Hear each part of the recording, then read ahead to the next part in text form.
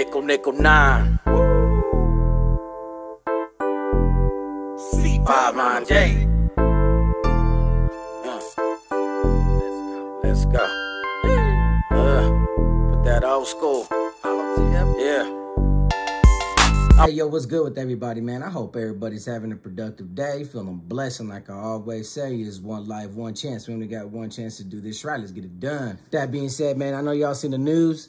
Took me a couple of days. I waited till the weekend when I have all this available time to sit at this desk and jot down all these notes. Dude, that's all I do is just all these notes, article after article, news media after news media, and just put together a great video for you guys.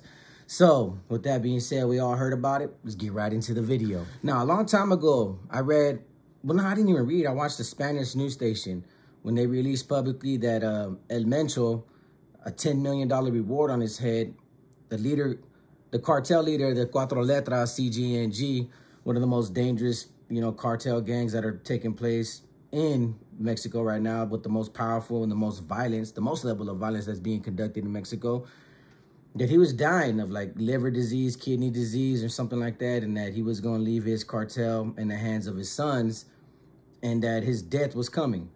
And then I seen another video that he died because they were making correos about him. So I had me kind of like, all right, well, one cartel leader down, somebody's going to replace him. It doesn't kill the information, or it doesn't kill the cartels. Because that's the thing about it. The bigger the cartel and you cut the head off the snake, then that same cartel branches out into factions of the same cartel, but of different factions of different subsets that will click up and create alliances with other cartels, which still they're under the same cartel, but it makes them even bigger. And that's the one thing that I learned about the cartels. When they're big and they're organized, they're powerful. But when you destructure them and dismantle them to an extent by, going after the high key players, the powerful players, they become more dangerous. See, there's more organized. There's an organizational structure of being more organized where, obviously they're still going to be dangerous by trafficking narcotics to the United States and across the world, and the money laundering they have going on with China. They were utilizing a lot of the China's restaurants and businesses in the city of Los Angeles, to money laundry their money. Believe it or not, there's a lot of articles that you can read when it comes to the drug cartels and their connections to China. And whoever they're working with in China, I don't know if it's the government, I don't know if it's the unorganized crime syndicate that belongs in China, but there's a big connection with China and the cartels, and the U.S. can't even combat that. They can keep an eye on it, they can watch it, they can monitor it, utilizing the CIA and other agencies across the world, but they're allowing it to happen. See, once you launder money, it becomes legitimate money. You really can't do nothing with it. They can accuse you of it. They can point it out. They can prove that you did it. But once that money becomes legitimate money, they got legitimate power now. And I think that's what makes them more powerful, is that these guys became business oriented to the fact that they own a lot of businesses, like Tequila, for example. So when we get into this video, Christian Ochoa, this man right here, the son-in-law of El Mencho, he got busted in Riverside, California, in Southern California. And I've done multiple videos indicating about how Mexican cartel leaders or high-ranking members or people who work for these cartels, how they're finding their way on American soil and living a life of luxury. When I did my first video about El Mago, I found out about El Mago. I found about him in the war with Florencia on 18th Street. I did that video and all the information that I could obtain of it. Showed you guys this dude was running legitimate businesses, food trucks, in Southern California, utilizing them same food trucks to money launder money for the cartel, for the Sinaloa cartel. And what do you know? He gets gunned down. Then I talked about two cartel gang members or gang leaders that were working for El Flaquito and the Sinaloa faction get into a war with the Mayito faction in San Diego and start gunning them down in front of apartment complexes, in front of buildings, in the middle of streets. Cartel presence does exist in the United States. The only difference is they're not as dangerous as they are in the United States as opposed to Mexico. Now, what I mean by that, I got video footage of CJNG. They grabbed I think there was a gang member from La Línea, and were sending a message to the Gulf Cartel and another cartel that this is their territory. Esta tierra, this is ours. And just had him handcuffed, and they just start cutting his face. They just peel his face off. They filet mignon his face. Just peeled it off from the back, just his whole skin. And the cool thing about it is that video that I have in my phone that I trip out on, he's just alive the whole time. Alive the whole time while they peel his face off. And then when they turn him around, he was like, he goes, no me toques, no me toques. Like, don't touch me. Like, bro, they done peel half the back of your head off, and now they're just peeling off the front. Then they open it, and they take his heart out, and they do all kinds of ceremonial stuff to it. That's the level of dangerousness that I'm talking about in Mexico. They can get away with a lot like that. In the United States, it's a little bit different. Not too much different, but their dangerousness comes from they're utilizing, you know, American money, American businesses, American property, and the access to American cities and American states to establish these cells, these networks. That way, whatever power and dangerousness is on the other side of that border that they can get away with, they're trying to bring it over here to the United States. So this dude faked his death, and El Mencho decided to send a rumor out to everybody that I killed my son-in-law because he lied to me. Faked his death. So these guys are very skilled at disinformation, utilizing the media, utilizing publications and journalisms.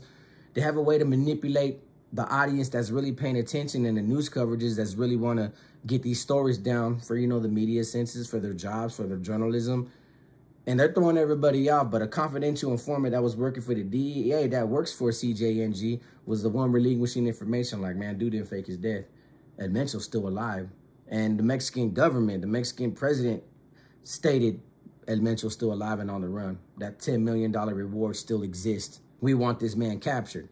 So they spread a rumor that the son-in-law, faked his death, and he moved to Southern California. He moved to Riverside, establishing a business, a tequila business, that they already had from this girl right here, the daughter, who actually did a couple years in prison and who recently got released back right into the positions of power. She still owns her sushi shops, which she utilized to money launder for the CJNG. She still utilized the tequila manufacturers because there's multiple of them that they own. She ran right back into business. She still owns those businesses. They couldn't take those businesses away. Why? Because it was paid with legitimate money. So she gets released. But utilizing that tequila manufacturing company, this man was able to change his identity, fake his own death, and buy a house, a $1.2 million house in Riverside. My first thing that I want to bring up about that, this dude got caught with Benzes and BMWs and luxury cars parked outside of a $1.2 million home. Even the property management or the real estate agent, whoever sold it to him, knew they were drug dealers. Can just tell. They stated it in a news report that we figured they were drug dealers with that kind of amount of money they just paid up front. Nothing happens. So we're selling these guys property, $1 million homes, so they can come live luxury while they're on the run in Mexico, because Mexico has no ability to catch these guys, which they are catching a lot of these guys. But the main people that are really orchestrating a lot of these networks and trafficking, the big players, not these little low-level players that they catch every now and then and they call them high-ranking members. They're just members of the cartel that were working for the cartel and got busted for the cartel. But we're talking about key players that are the DEA is really trying to go after, are capable of fleeing Mexico because they can't be captured there and coming to the United States and buy a $1 million home. Yet American people nowadays have a hard time even buying a home with all the interest rates, the mortgage payments, the mortgage rates, everything going up in our economy. Bro, I'm 37 years old, been out 4 years, and I'm still incapable of buying a home. I got a home now. It's a very big home. $1,300 a month for rent, and I'm blessed. I'm blessed. And I'm still working my way. I'm still building my credit. I got to build my credit up. I got to save money. I got to make sure I'm getting a certain amount of money from my job in order to pay the mortgage payments.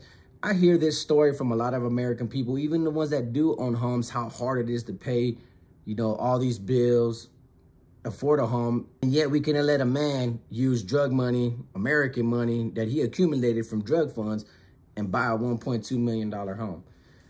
I'm just saying, like, sometimes I think about it. I'm like, bro, why can't the American people live that luxury without struggle? Because I saw, like, here, I pay attention to a lot of things. You know, a lot of people think I spend a lot of time doing research on cartels and gangs and prison gangs, but nah, I do a lot of other stuff. I pay attention to a lot of this stuff on my downtime, and I trip out on the struggles and challenges that we have as Americans to even afford to pay bills. How the vast majority, if we make a certain amount of money, still considered us lower class, even though it's maybe $50, $60, $80,000 a year, whether it's salary, whether it's just general income that you get from your company, it's still considered low level, lower class. You know, we're still poor. Like it'd be nice for, you know, the government to help us out to make us afford opportunities, because some of us that actually work hard and never got in trouble, don't break the law, are law-abiding citizens, you know, maybe enable us to and help us out in a sense to where we can start affording $1.2 million homes instead of, you know, renting, you know, apartments here, apartments there, and the rent goes up from this much to this much over a year. You're like, damn, why you keep charging me extra? That's all I'm saying. So the man was capable of buying a $1.2 million home and didn't raise no eyebrows for over a year. It was only because facial recognition software caught his face and identified him as, oh, this is that dude that we've been looking for.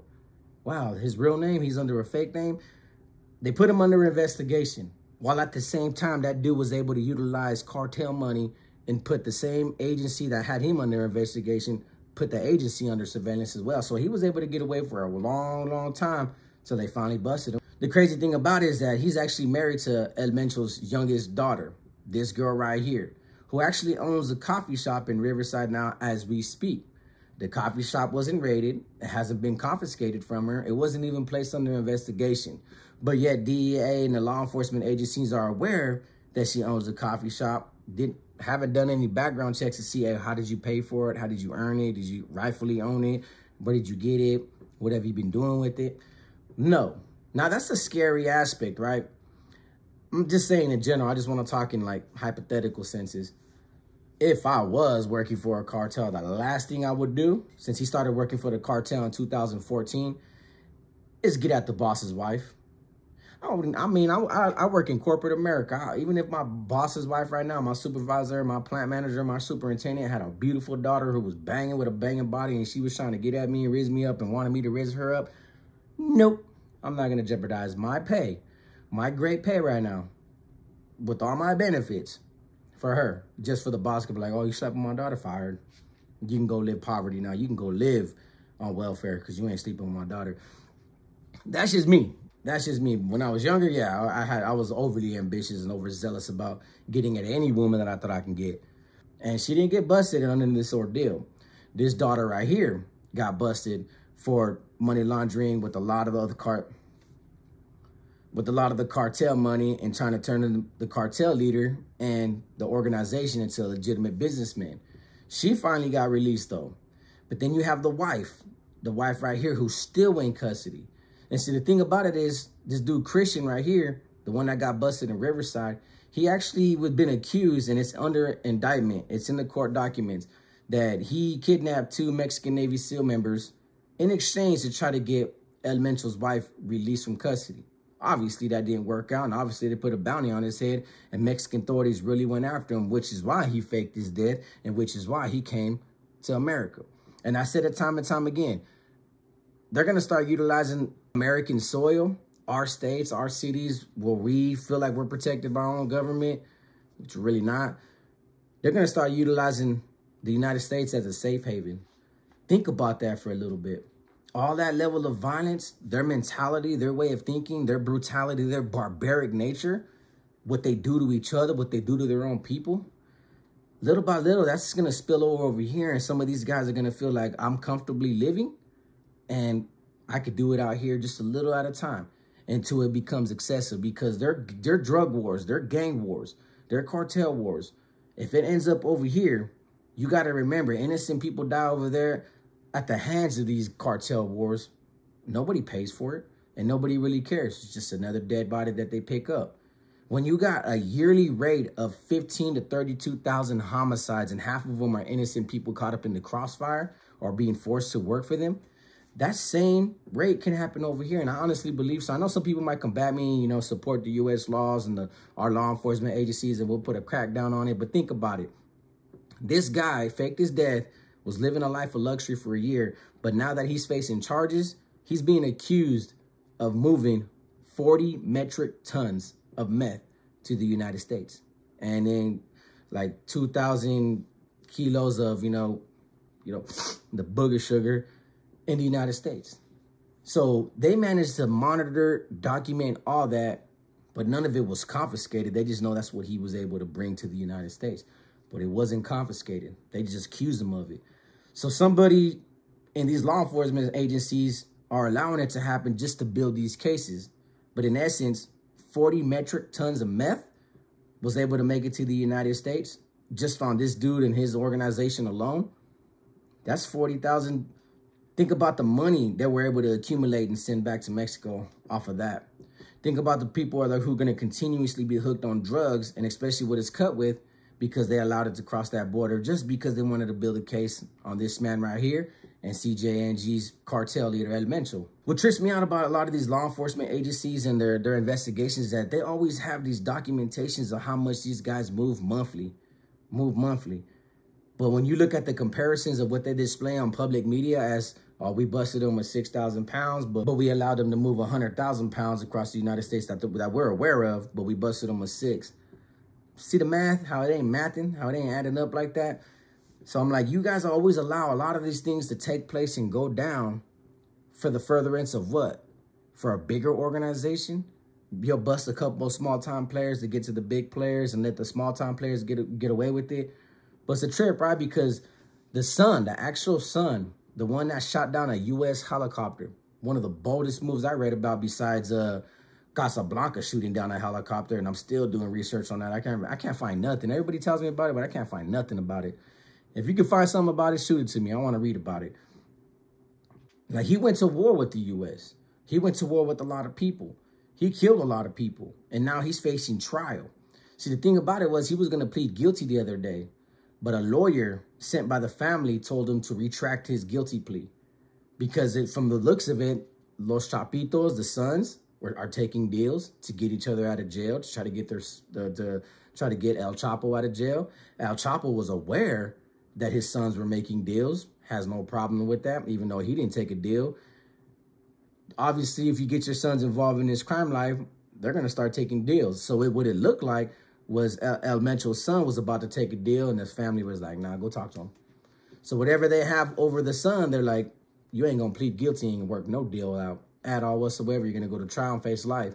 And he's going to trial and face his life right now for a lot of accusations, a lot of allegations that are more likely going to find that kid guilty. But in El Mencho's eyes, he'd rather have his son doing life than have his son looking like the El Chapitos, just giving each other up, giving up organizations, giving up everybody, just in order to work a deal and live a life of luxury in the United States, while his wife still remains in custody.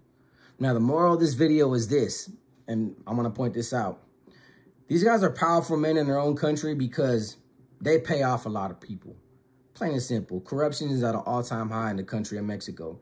They pay off a lot of people. And even though we've been reading about it lately, like U.S. government, U.S. law enforcement agencies have been busting these guys little by little, you're not going to make a change. You're not going to make a difference. Now, granted that, you can commend the effort of law enforcement that they're actually going after these dudes fearlessly and attacking them. I mean, they damn near took down El Mencho's whole family. Damn near. We see that publicly. But what the thing about this subject matter is that he was there in Riverside for a year, the son-in-law. And I read the comments and I also heard the news media coverage is that everybody was shocked that we don't have this kind of presence, this cartel presence in the United States of America. And I'm reading the comment section like, I know you guys ain't oblivious to that fact. That's impossible. Like I alone, I'm a small YouTube channel compared to other people. And I've been able to elaborate just on California alone, the cartel presence that's going on in the United States. And I'm not even talking about like Michigan or Texas, especially Texas, Arizona, South Dakota, all the way to Alaska. These guys have infiltrated the American system for long periods of time. The thing about so don't pretend like you're unaware that the cartel presence isn't here. What you should be questioning and what you should be trying to make motives to a lot of these politicians in office or your governor of your state, you need to make aware and show the concern and worriness about these guys using the American system, the American soil, our United States as an asylum. as protection, as refuge to come over here when they're fleeing their problems in Mexico. Because that's what it's looking like. They may be afraid of U.S. prisons, but how many people have we not located that are cartel members that decided to make all the millions off the United States and the drug sales, take it to Mexico, problems arise in Mexico, and say, you know what, I'll take this American money and go live good in America, because they're going to start utilizing the country of America, the United States, as a place to retire. Because even though they caught this guy right here, don't think for 1 minute that these dudes don't have the bright idea to say, you know what, we'll make all these millions, go to war, but when it starts getting real serious, when Mexican authorities start getting close, or my rival cartels start getting real close, I'm going to go take a trip to America, go live good, go buy $1 million home, and nobody questions me about it. That was the part that shocked me the most, is that everybody played dumb in that comment section, which some might have been oblivious to the fact, but I highly doubt that we all as a people out here really think that the cartel presence doesn't exist in the United States. So I want to elaborate on that with you guys in the comment section. Let me know what you guys think. So with that being said, like I always say, is one life, one chance. We only got one chance to do this right. Let's get it done. Peace.